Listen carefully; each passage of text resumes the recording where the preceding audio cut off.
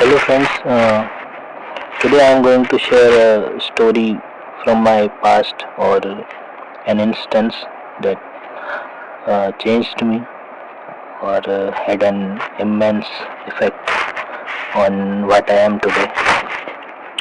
So listen. I was in the 6th standard back then. My parents moved from the small village to a nearby city. The reasons are still unclear, might be due to the education or my father's job.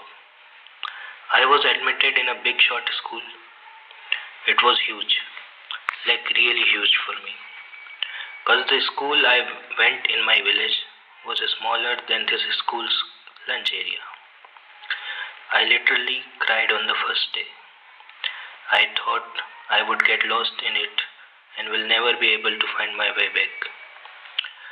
It was hard to bond with new people as almost every student there was studying in the same school from nursery or something. Anyways, things settled and life took over as it always does. In the new city, we lived in a rented house. It was okay. I mean, it had all the facilities, and the landlords were also very interesting and hospitable. They were an old couple in their 60s. Their son and daughters were all married and moved to different cities. They lived alone. In the span of no time, we were like families. And my father would always help them in various ways, like to get their medicines and fruits and bills and all. It was a good time. Half a year passed by. It was Diwali time, so my mother was cleaning the house and I was helping her. I suddenly noticed that there is something on the front door, like a paper or pamphlet. I moved closely, and it was a cutting from a backpack of those rough notebooks that we used to buy. And on it there was a quote. It said, quote, "Be nice to everyone, even to them who are rude to you. Not because they are not nice, but because you are nice." Unquote. I was quite fascinated at that time by this quote. I found it utterly foolish. Why would you ever be kind to those who do evil with you?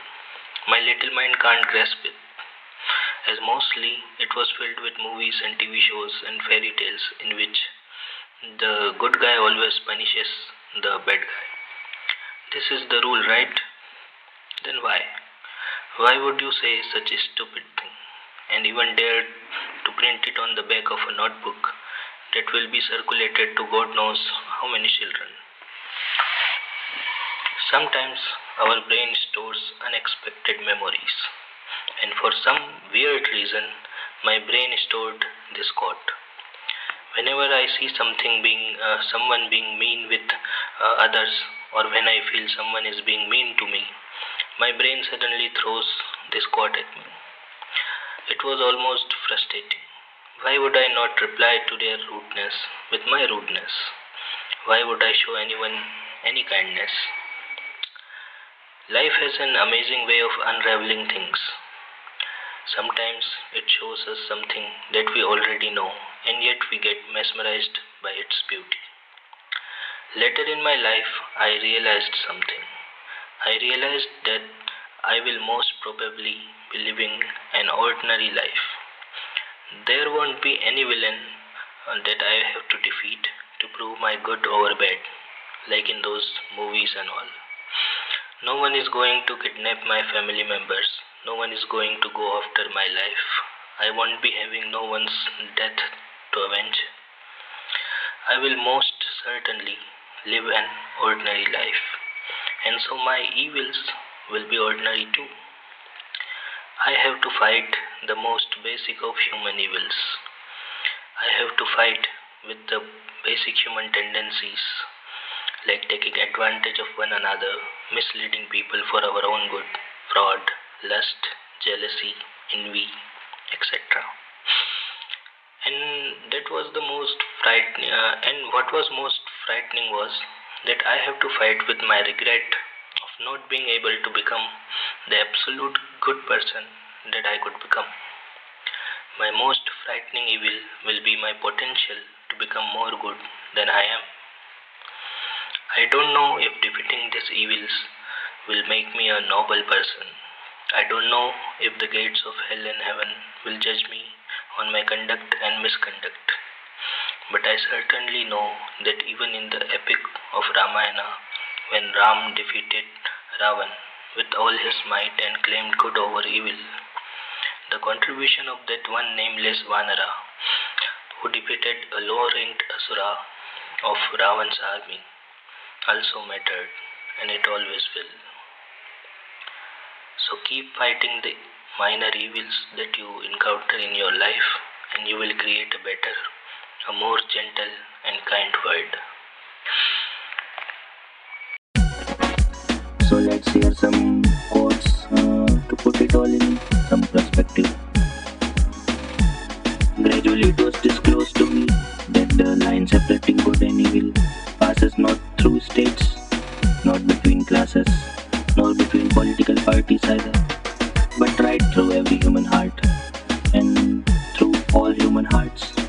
This line shifts inside us, it oscillates with the years, and even within hearts overwhelmed by evil, one small bright bridgehead of good is retained, and even in the best of all hearts there remains an unuprooted small corner of evil.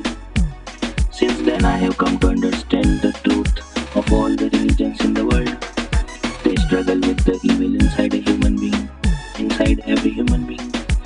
It is impossible to expel evil from the world in its entirety, but it is possible to construct it within each person. By Alexander I. Solzhenitsyn. Learn to distinguish the difference between errors of knowledge and breaches of morality. An error of knowledge is not a moral flaw, provided you are willing to correct it. Only a mystic would judge human beings by the standards of an impossible automatic omniscience. But a breach of morality is the conscious choice of an action you know to be evil, or a willful evasion of knowledge, a suspension of sight and of thought. That which you do not know is not a moral charge against you, but that which you refuse to know is an account of infamy growing in your soul. Making every allowance for errors of knowledge, do not forgive or accept any break of morality. Any Rand in Atlas Shrugged.